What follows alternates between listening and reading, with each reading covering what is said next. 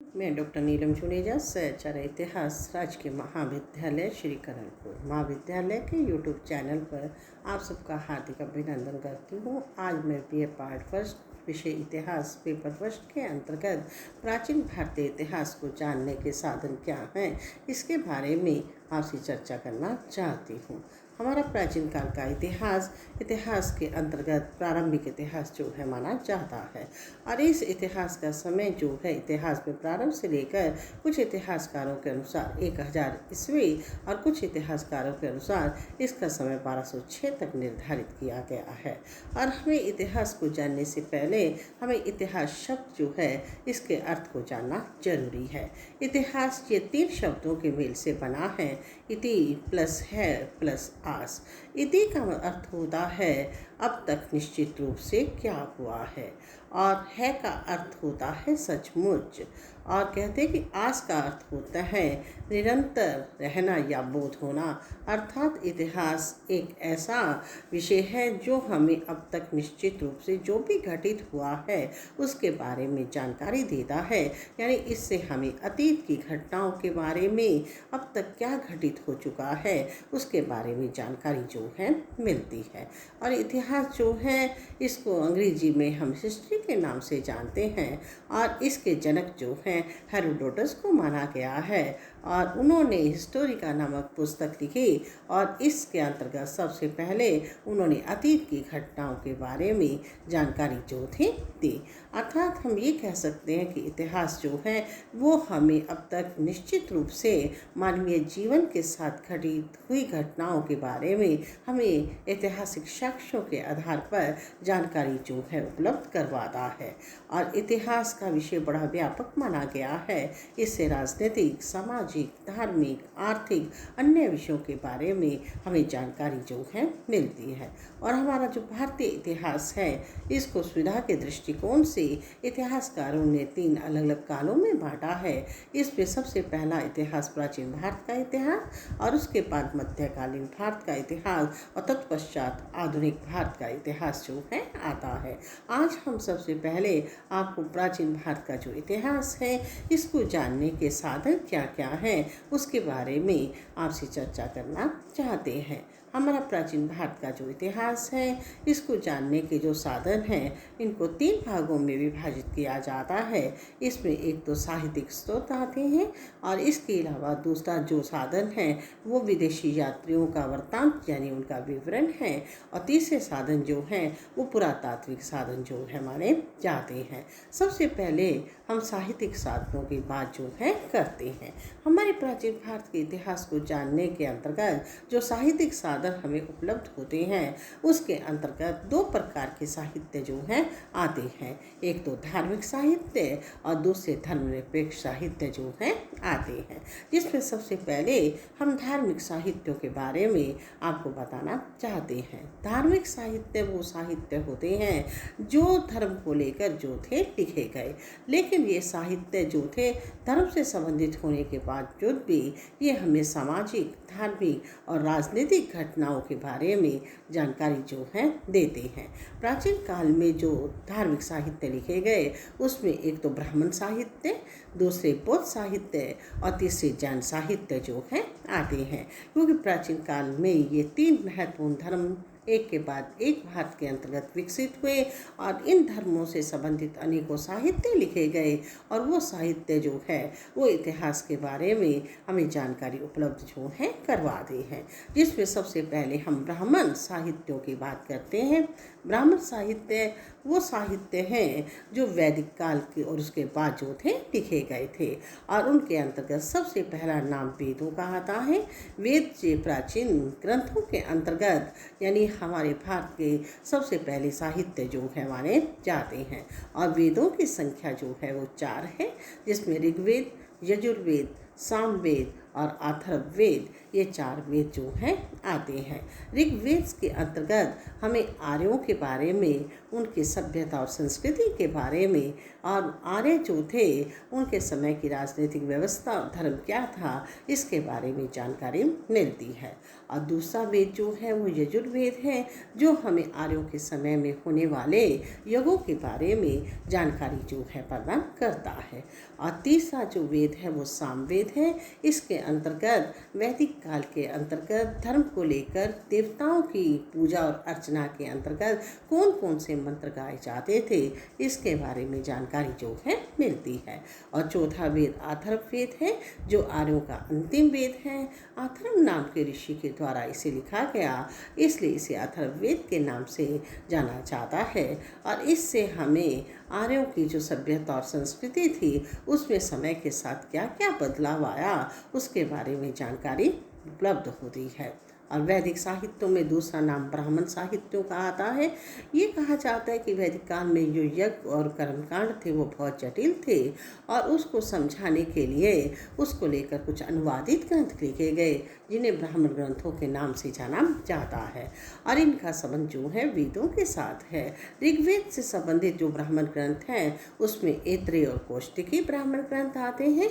यजुर्वेद से संबंधित जो ब्राह्मण ग्रंथों में तैत्तिरीय और शतपथ ब्राह्मण ग्रंथों का नाम आता है। और सामवेद से संबंधित जो ब्राह्मण ग्रंथ है, उसमें पंचविश ब्राह्मण ग्रंथ का नाम आता है। और अथर्ववेद जो आर्यों का अंतिम वेद है, इससे संबंधित यानी ब्राह्मण ग्रंथों में गोपथ नामक ब्राह्मण ग्रंथ जो है, इसके बारे में जानकारी मिलती है। यानी ये ब्राह्मण ग्रंथ जो हैं, ये भी हमें आर्यों और उनकी सभ्यता और संस्कृति के बारे में हमें जानकारी जो है देते हैं। अब ब्राह्मण ग्रंथों में तीसरा नाम आरण्यक ग्रंथों का आता है। और ये ग्रंथ जो थे, ये आर्यों के द्वारा वनों में रहकर लिखे गए, और इसलिए इनका नाम आरण्यक ग्रंथ जो था पड़ा।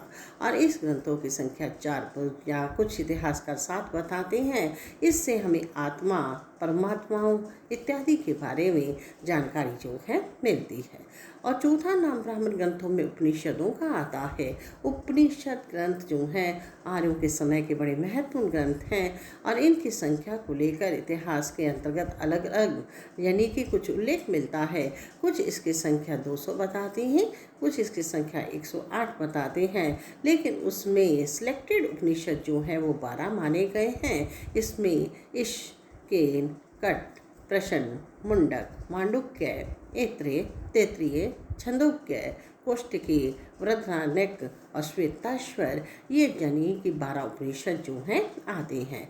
और इससे हमें आर्यों की ज्ञान मार्ग की विचारधारा जो है, इसके बारे में जानकारी जो है मिलती है।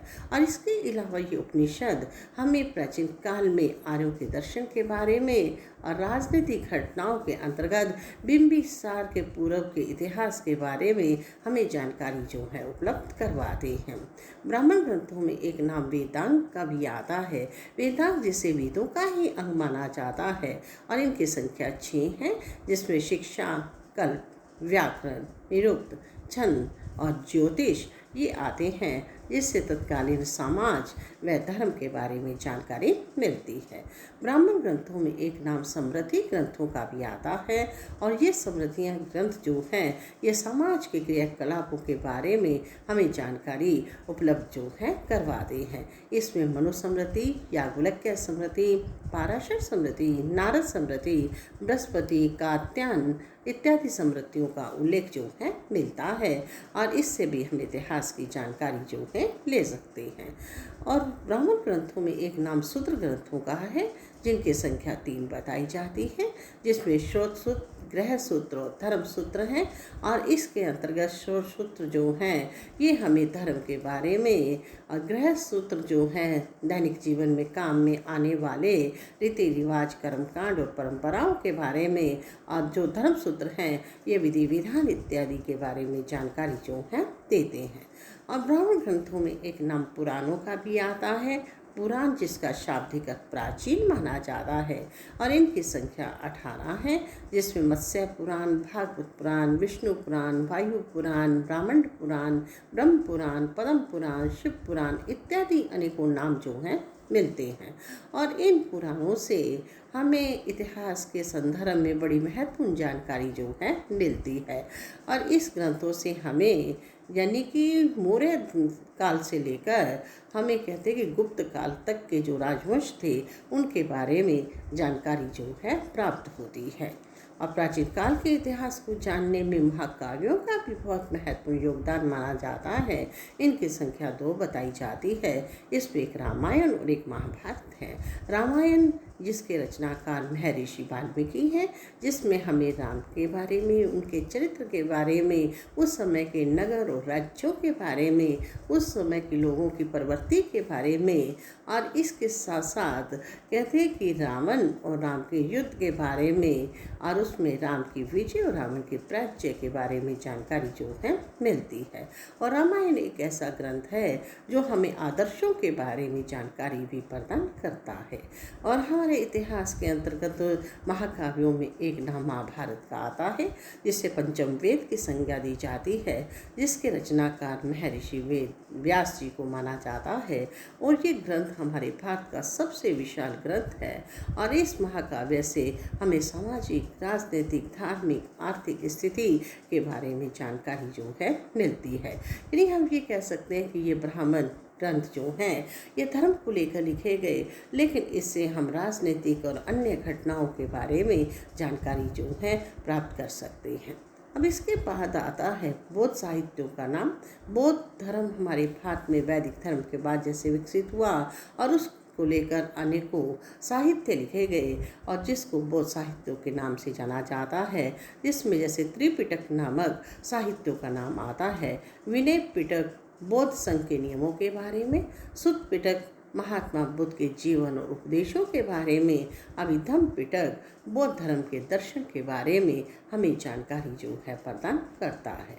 और बौद्ध साहित्यों में एक नाम जातक कथाओं का भी आता है, जो महात्मा बुद्ध के पूर्व जन्म के लेकर काल्पनिक कथाओं के रूप में लिखी गई हैं, जिसकी संख्या 500 यानी 49 जो है बताई जाती है। और इससे भी हमें भारतीय धर्म, दर्शन और उसके बारे में नैतिकता इत्यादि के बारे में जानकारी जो है मिलती है। और हमें बौद्ध साहित्यों में बुद्ध चरित्र नामक साहित्य का उल्लेख मिलता है, जिसके रचनाकार अश्वघोष है। इसमें महात्मा बुद्ध के जीवन, उनके चरित्र के बारे में जानकारी जो है मिलती है।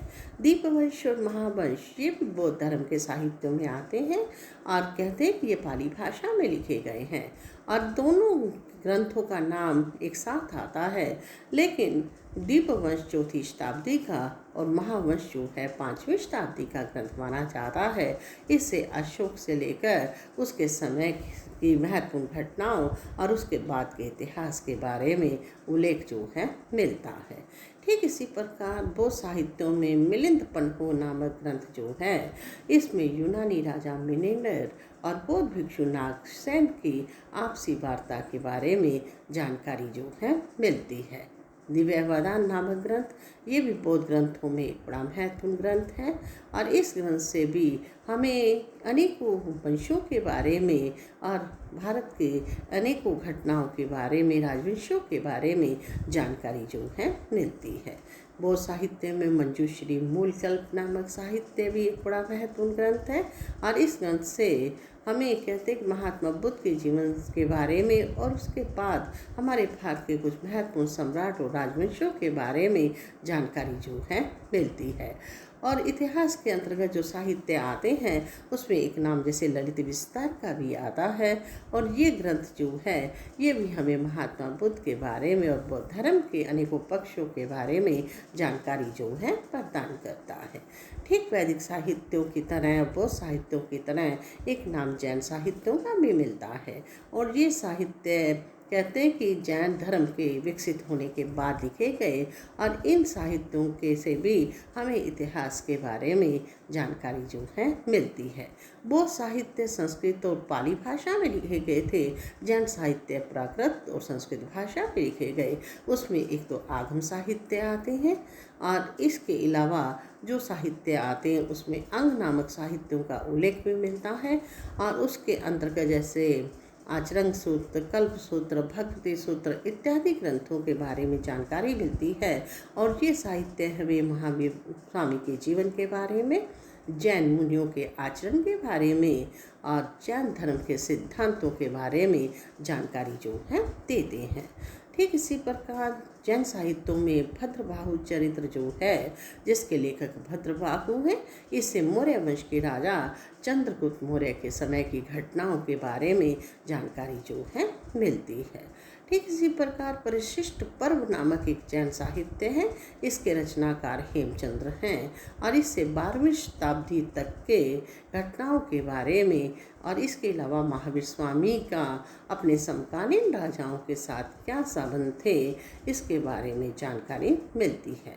जैन साहित्यों में हमें और भी अनेकों साहित्य मिलते हैं, जैसे आवश्यक सूत्र, कालिका पुराण, कथा कोश, और कहते हैं कि इसके अलावा और जो साहित्य हैं समृद्धित्य कथा इत्यादि साहित्य आते हैं। और इस ग्रंथों से भी हमें तत्कालीन समय की राजनीतिक, सामाजिक, धार्मिक दशाओं के बारे में और इसके अलावा प्राचीन काल के अनेकों राजवंशों के बारे में हमें जानकारी जो है प्राप्त होती है। अर्थात इतिहास को जानने के लिए धार्मिक साहित्यों का बड़ा महत्व माना गया है। अगर हम उसका अध्ययन करें तो हम इतिहास के महत्वपूर्ण पक्षों के बारे में जानकारी जो है ले सकते हैं। धन्यवाद।